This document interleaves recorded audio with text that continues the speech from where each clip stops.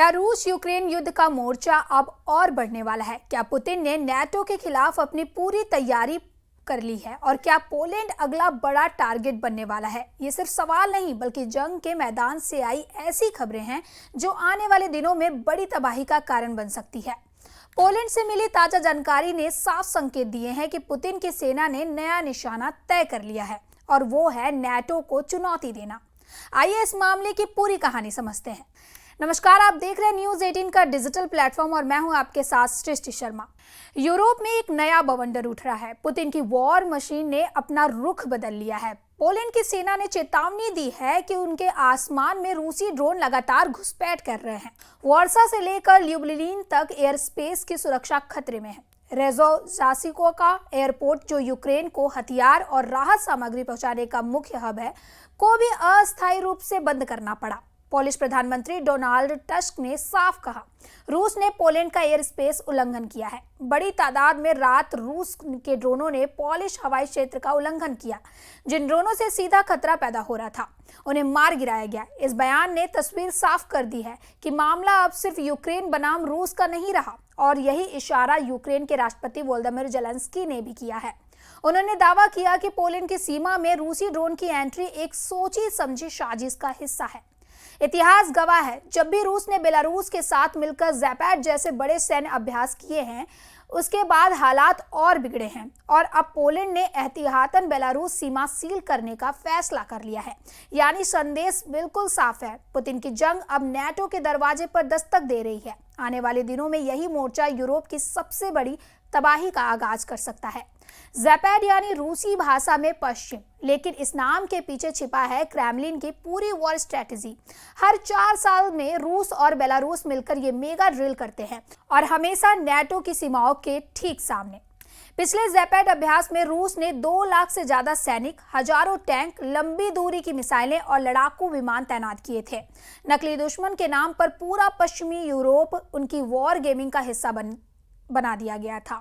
16 सितंबर तक चलने वाले सैन्य अभ्यास की तैयारी पहले से ज्यादा बड़ी है और हाईटेक है। ज़ैपैड 2025 की तैयारियों को देखकर नाटो की टेंशन बढ़ गई है। Dzisiaj w nocy doszło do naruszenia przestrzeni powietrznej, polskiej przestrzeni powietrznej przez dużą liczbę rosyjskich dronów. Te drony, które stanowiły bezpośrednie zagrożenie, zostały zestrzelone.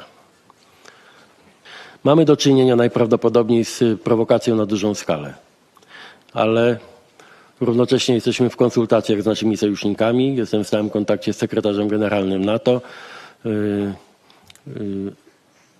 tak aby przez najbliższych kilka godzin, dni उत्तरी Atlantic परिषद की बुधवार सुबह बैठक हुई और Washington संधि के अनुच्छेद 4 के तहत बैठक के लिए पोलैंड की मांग पर हालात पर चर्चा की गई। मित्र देशों ने पोलैंड के साथ एकजुटता व्यक्त की और रूस के लापरवाह व्यवहार की निंदा भी की। ये साफ है कि मंगलवार रात का उल्लंघन कोई अकेली घटना नहीं है। इस बार रूस बेलारूस ने मिलकर cyber attack simulation, electronic warfare और हाइपरसोनिक मिसाइलों की तैनाती तक शामिल की है। पश्चिमी थिंक टैंक मान रहे हैं कि ये ड्रिल सिर्फ डिफेंसिव नहीं बल्कि सीधा संदेश है। नाटो की हर सीमा क्रेमलिन की रेंज में है। इतना ही नहीं, इस अभ्यास में आर्कटिक से लेकर ब्लैक सी तक एक साथ कई मोर्चों पर युद्धाभ्यास हो रहा है। इसका मतलब यह है कि अगर रूस ने जंग को बढ़ाया तो यूरोप का कोई भी देश सुरक्षित नहीं रहेगा। पोलैंड और लिथुआनिया जैसे फ्रंटलाइन देश तो पहले ही हाई अलर्ट पर है। वहीं अमेरिका जेट्स और नाटो टुकड़ियां अतिरिक्त डिप्लॉयमेंट के लिए तैयार खड़ी है। यानी ज़ैपैड अब सिर्फ एक मिलिट्री ड्रिल नहीं बल्कि यूरोप को युद्ध की दहलीज पर खड़ा करने वाला इशारा बन गया है। वहीं एक्सपर्ट्स मानते हैं कि ज़ैपैड सिर्फ अभ्यास नहीं बल्कि अगली जंग का ब्लूप्रिंट होता है। 2008 में जॉर्जिया पर हमला और 2014 में क्रीमिया पर कब्जा, दोनों से पहले रूस ने इसी तरह की ड्रिल्स की थी। आज पोलैंड का डर बिल्कुल वही है। ज़ैपैड 2025 की आड़ में रूस अपनी सेना को नाटो की सीमा तक ले आया है और अगर हालात बेकाबू हुए तो यही अभ्यास पूरे यूरोप में जंग की चिंगारी सुलगा सकता है, क्योंकि यूरोप की सरहदों पर धमाकों की गूंज पहले से तेज होती जा रही है। रूस की वॉर मशीन अब सिर्फ सैनिकों और टैंकों तक सीमित नहीं रही। ज़ैपैड 2025 में जो तस्वीरें सामने आ रही है वो सीधे मिसाइलों और ड्रोन की बरसात का ट्रेलर है। Ale ta sytuacja, która stawia nas wszystkich bliżej otwartego konfliktu, bliżej niż kiedykolwiek po II wojnie światowej. Mamy pełnoskalową wojnę za naszą granicą ukraińsko-rosyjską, ale mamy już coś, co przekracza granicę zwykłych prowokacji u nas, na naszym niebie. I może dzisiaj trzeba znowu bardzo głośno i wyraźnie powiedzieć: Polska ma dzisiaj wroga politycznego, który nie kryje swoich wrogich zamiarów za wschodnią granicą. Moscow ने इस बार ज़ेपेट की छतरी के नीचे अपने सबसे घातक हथियार उतार दिए हैं। आर्कटिक के बर्फीले ठिकानों से लेकर ब्लैक सी के ठिकानों तक रूस ने इस्कंदर-M टेक्निकल मिसाइलों की तैनाती की है। ये वही मिसाइलें हैं जो मिनटों में किसी भी नेटो ठिकानों को खाक में कर सकती है। इतना ही नहीं, रिपोर्ट्स कहती हैं कि पहली बार रूस ने किंजल हाइपरसोनिक मिसाइल को ज़ेपेट की डेमो में शामिल किया है, यानी वो हथियार जो ध्वनि की रफ्तार से 10 गुना तेज चलकर रडार को चीर देते हैं। हवा में मंडराते ड्रोन भी अब युद्ध के असली चेहरे बन गए हैं। यूक्रेन में कामकाजी ड्रोन की तबाही नेटो ने पहले ही देखी है, लेकिन अब वही तकनीकी पोलैंड और बैलिस्टिक स्टेट्स की ओर उड़ती नजर आ रही है। ज़ेपेट 2025 में रूस ने लेसेंट और ओरलान 10 जैसे ड्रोन की फॉर्मेशन दिखाई। इस ड्रोन के स्वार्म टेक्नोलॉजी के साथ प्रोग्राम किया गया है।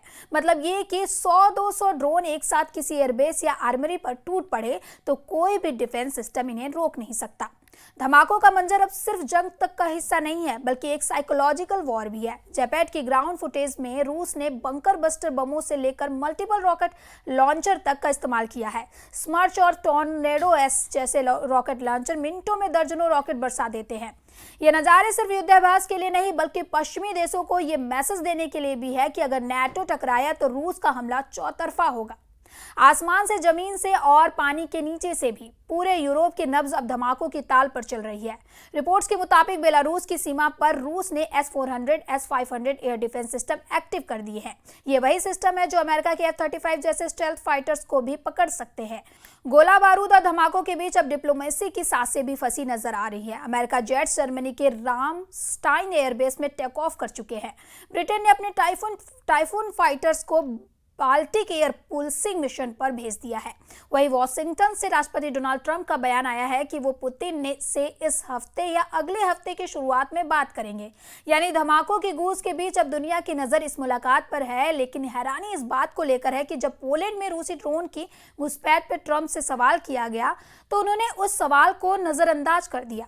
दूसरी तरफ नेटो की तैयारी भी कम नहीं है। ब्रसेल्स में हुई हालिया मीटिंग में फिनलैंड और पोलैंड ने खुलकर चेतावनी दी है कि अगर यूक्रेन हारा तो उनकी सीमाएं सीधे खतरे में होंगी। यानी नेटो के छोटे लेकिन संवेदनशील देश अब सीधे सीधे रूस को चुनौती देने की मांग उठा रहे हैं। लेकिन इस पूरी जंग का सबसे बड़ा हथियार सिर्फ मिसाइलें और ड्रोन नहीं है, असली बारूद है प्रतिबंधों की सियासत। अमेरिका ने रूस को दबाने के लिए जिस सेकेंड स्टेज सेक्शंस का रास्ता चुना है उसे समझना बेहद जरूरी है। पुतिन का दाव साफ है। हर धमाका, हर मिसाइल, हर ड्रोन सिर्फ जमीन पर वॉर नहीं करता, बल्कि यूरोप की हिम्मत और उसकी एकजुटता को भी तोड़ने की कोशिश करता है। यानी खेल अब खुल चुका है। एक तरफ नेटो के बारूद के ढेर, दूसरी तरफ पुतिन के मिसाइलों का तूफान और बीच में फंसा पूरा यूरोप। सवाल अब यही है, क्या ये धमाके सिर्फ चेतावनी है या फिर असली महायुद्ध की शुरुआत? फिलहाल ऐसी ही खबरों के लिए देखते रहे न्यूज़ 18 का डिजिटल प्लेटफॉर्म और हमारे चैनल को सब्सक्राइब करना ना भूलें। धन्यवाद।